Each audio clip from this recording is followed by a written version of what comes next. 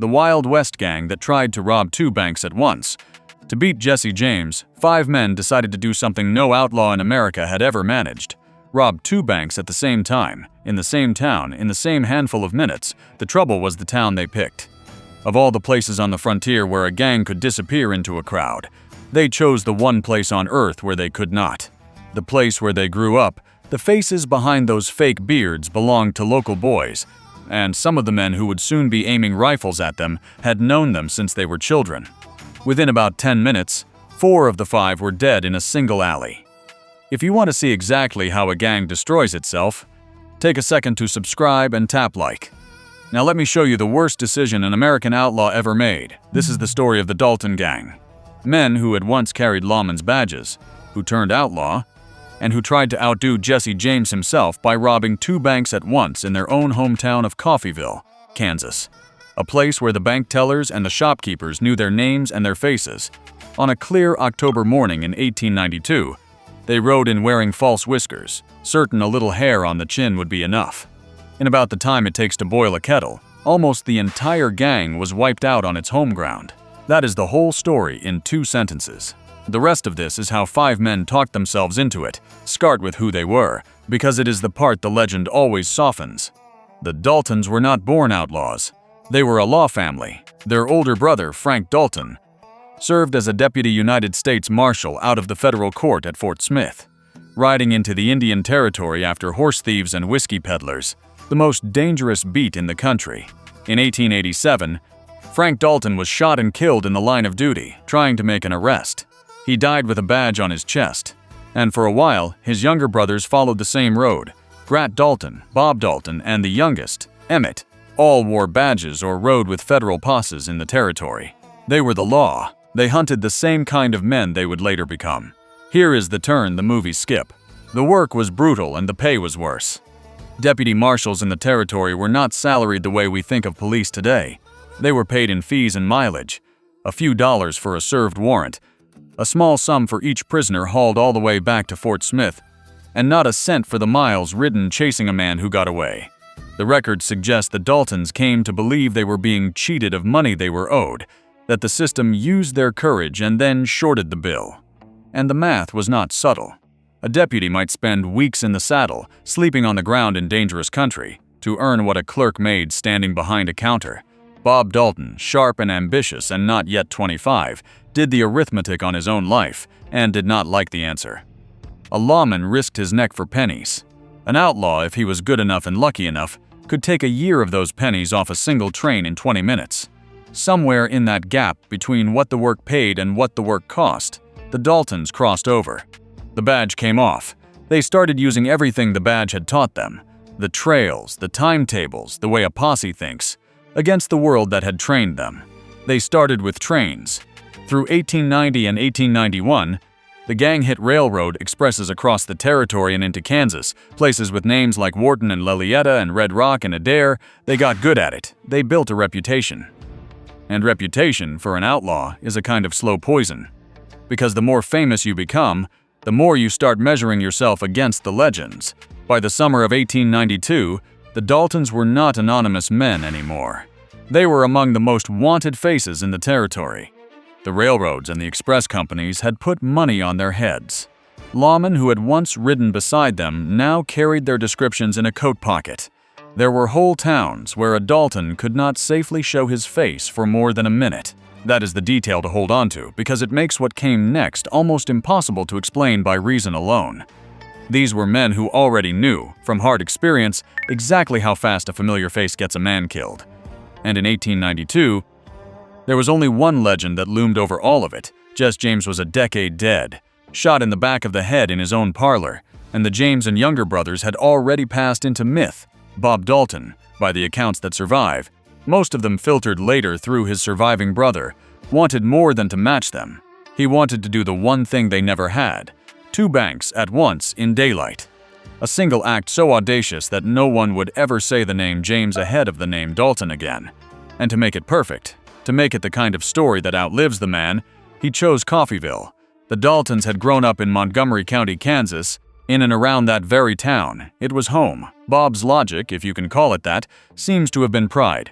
Anyone can rob a bank full of strangers. It takes a real outlaw to walk into the town that raised him in broad daylight and take it. He thought a set of false beards would buy him the few minutes he needed. He had picked the only town in America that could see straight through them. And that single mistake was about to kill almost every man riding beside him. It is October the 5th, 1892. 5 men ride toward Coffeyville in the early morning. Bob Dalton and Grat Dalton and young Emmett, and 2 hard hands who rode with them, a man named Dick Broadwell and a man named Bill Power. They have come down from a camp the night before, and at least some of them are wearing false whiskers glued and pinned to their faces, a thin theater meant to turn familiar local men into anonymous strangers. The plan is precise, and on paper it is almost elegant. The 2 banks they mean to hit sit close together on the town plaza, near enough that they nearly face each other across the open ground. The C.S.M. Condon and Company Bank on one side, the First National on the other. The gang will split. 3 men will take the Condon, 2 will take the First National. They will empty both safes at the same moment and be gone before the town can understand what just happened to it. 1 robbery, doubled. The boldest stroke in the history of the frontier, planned to the minute. The first thing that goes wrong is the smallest thing imaginable. They ride in expecting to tie their horses at a hitching rail close to the plaza, the way they always had. But the town is doing street work, and that familiar rail has been torn out, so the gang is forced to leave their horses farther off, down a narrow lane between buildings, a back passage running off the plaza. It is a detail so small, no one planning a robbery would think twice about it. Remember it anyway. That little lane is going to earn a name by the end of the morning. Men will call it Death Alley for the next 100 years. The men dismount and walk toward the banks, and almost at once the disguises fail. The exact moment is debated, but the traditional account credits a local merchant, a man often named as Alec McKenna, who watches the group cross toward the banks and feels something snag in his memory. He knows that walk. He knows that face under the false hair. He has sold goods to these people. He has known the Dalton boys for years. A glued beard does nothing against a man who recognizes the set of your shoulders. Within seconds, the recognition spreads from one man to the next the way fire moves through dry grass. The Daltons are home, the word goes. The Daltons are at the banks. There is no telephone tree, no alarm bell, just men shouting it down the boardwalk and through open doors, and the message carries faster than the gang can count money. By the time the Outlaws are through the front doors, the plaza behind them is already coming alive with the worst possible reaction an outlaw can provoke, not panic, purpose. This is the stretch that decides everything, and it is almost unbearable to picture. Inside the 2 banks, 5 men believe they are pulling off the greatest robbery in frontier history. Working calmly, watching the clerks, giving orders, they cannot see the street. Outside, in those same minutes, the town is arming itself into a wall of rifles, and the men doing it can see exactly which doors the gang will have to come back through. The robbers are working blind inside their own ambush, and the longer they take, the deeper the trap gets. Inside the Condon Bank, Grat Dalton and Broadwell and Power level their guns and demand the safe. And here the town gets its second piece of luck. Except luck is the wrong word, because it is really nerve. A bank employee named Charles Ball is standing at that safe, and the safe is open. But Ball looks at the armed men in front of him and tells them, calm as he can manage, that the safe is on a time lock and will not open for several more minutes. It is a lie. A flat, dangerous, magnificent lie, told with a rifle pointed at his belly. One twitch of suspicion from the men in front of him, and he is dead on the floor of his own bank, and the gang believes him. They decide to wait. They stand inside that bank and let the clock run, 3 armed men frozen in place by a clerk who is buying time with nothing but a steady voice. Every second Charles Ball steals from them is a second the town outside is using to load.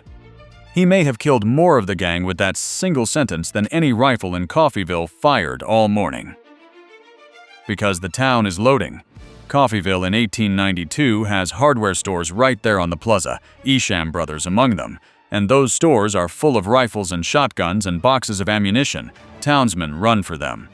Clerks pull weapons off the racks and hand them across the counter to anyone who can hold one, then load up themselves. Within a few minutes there are armed men at windows, in doorways, behind wagons, at the corners of the plaza, and many of them are firing or about to fire from inside the Isham store itself, which looks straight out at the bank doors. There is no command, no marshal organizing a defense, no plan. There does not need to be one. This is a frontier town in 1892, and nearly every man in it owns a gun and knows how to use it. The gang went in to rob a town. The town is quietly turning itself into a firing line, dozens of guns wide, all of them aimed at 2 doors. And the men inside, counting out cash, stalled by a clerk's lie, have no idea that the trap has already closed behind them. By the time they walk back out into the daylight, there is no street left to cross. There is only the kill zone. What happens next happens fast, and it deserves to be told plainly, without the gloss the dime novels later put on it. The men at the First National, Bob and Emmett, force the cashiers to fill a sack and start backing out, taking hostages and cover where they can. By some accounts, they get away from that bank with more than $20,000, a fortune for the time, money that will be recovered in the dirt before noon. The moment the outlaws step into the open, the plaza opens fire. Townsmen who an hour ago were opening their shops are now putting rifle sights on men they have known for years. The gang tries to do the one thing left to them, get to the horses, and the horses are down that narrow lane off the plaza, the one with the torn-out hitching rail, the long bad walk that should have been a short one. Picture the geometry of it. A handful of men, some already hit, out in the open, trying to cover ground in the middle of a square while rifles fire down on them from 2 sides and from inside the buildings ahead.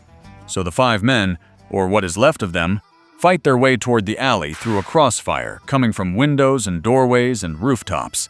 There is no cover that matters. There is no clever escape down a planned route, because the planned route is gone. There is just a stretch of open ground between desperate men and their saddles, every foot of it watched, and the whole town shooting into it. The boldest robbery in the history of the West comes down to 4 or 5 men trying to run a few dozen yards and not make it. The toll is brutal, and it is even. 4 of the 5 outlaws die. Bob Dalton, the leader, the planner, the man who wanted to outdo Jesse James, is shot down in or near the alley, young and far from the legend he imagined. His brother Grat is killed in the same fight. Bill Power dies trying to reach the horses.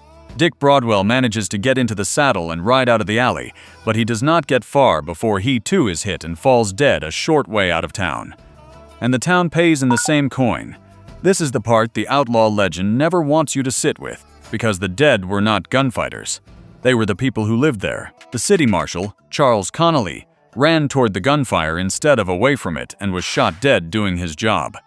So were 3 other citizens. Men named Lucius Baldwin and George Cubine and Charles Brown, a shoemaker, a clerk. Ordinary working men who reached for a rifle to defend the place they lived in and did not walk home to supper. 4 families in Coffeyville lost someone that morning to a robbery that 2 ex-lawmen had dreamed up to make themselves famous. In the space of about 10 or 12 minutes, 8 men lie dead in the middle of an ordinary Kansas town. The double robbery designed to make history does make history, just not the kind Bob Dalton was reaching for. When the shooting stops, the plaza is quiet in the way only a place full of bodies can be. The whole thing, from the moment the disguises failed to the last shot, has lasted only about 10 or 12 minutes. The dead outlaws are gathered up, and in the grim custom of the time their bodies are laid out and photographed, propped together for the camera so the town and the newspapers can see that the famous Dalton Gang is finished. Those photographs still exist. They are part of why we remember the name at all. And out of all of it, out of that whole catastrophe of dust and powder smoke, 1 man is still breathing. 1 man crawls out of Death Alley alive. And of every life touched by that morning, his is about to take the strangest road of all. His name is Emmett Dalton, the youngest brother, barely past 20.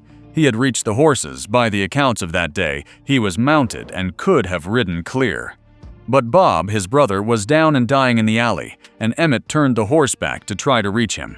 That choice cost him almost everything. He rode into the heart of the crossfire and was torn apart by it. The records most often say he took around 23 wounds, a count that has been repeated so many times it is hard to verify exactly. But the meaning of the number is not in doubt. He should not have lived. By any reasonable expectation, he should have died in that alley with his brothers. Instead, the same town that had just killed his family pulled him out of the dirt, riddled and bleeding, and a local doctor went to work on him. He lived. And once he lived, the law came for him. Emmett Dalton was tried for his part in the raid and the deaths it caused, convicted and sentenced to life in the Kansas State Penitentiary at Lansing. He went in a wounded boy who had watched his brothers die in front of him, the last Dalton of the gang. The survivor of a plan so arrogant it had erased everyone else who touched it. and there the story could have ended, one more outlaw rotting in a cell. It did not. Emmett served about 14 years and was paroled in 1907, and later received a full pardon. He came out of prison into a country that had already begun to romanticize the very violence that had nearly killed him. The Wild West was turning into entertainment, into shows and books, and, soon, moving pictures, and Emmett Dalton, the man who had crawled out of Death Alley, understood something the dead men around him never got the chance to. The legend was worth more than the loot. He moved to California.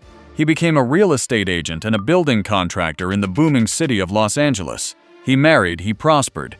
He became a respectable businessman in a town being built out of orange groves. And he wrote. He put out accounts of the outlaw life, including a book called Beyond the Law and, later, a fuller telling called When the Daltons Rode, which Hollywood turned into a motion picture. He worked around the young film industry that was busy mythologizing the frontier, lending his name and his memory to the very machine that was turning men like his brothers into matinee heroes. In 1931, an old man now, Emmett went back to Coffeyville. He walked the plaza where his brothers had died, stood again in the alley that had nearly killed him. And by the accounts of that visit, he had become something like a preacher against his own past. The lesson he gave, in his own words and in the books, was blunt. Crime did not pay. The boldest robbery in the history of the West had bought his family nothing but a row of graves. The boy who took some 23 wounds in a Kansas alley died in his bed in 1937. An old man, a respectable Californian, having spent his entire second life selling the story of his first. Think about the shape of that. The double robbery was meant to make the Daltons immortal. In a way it did.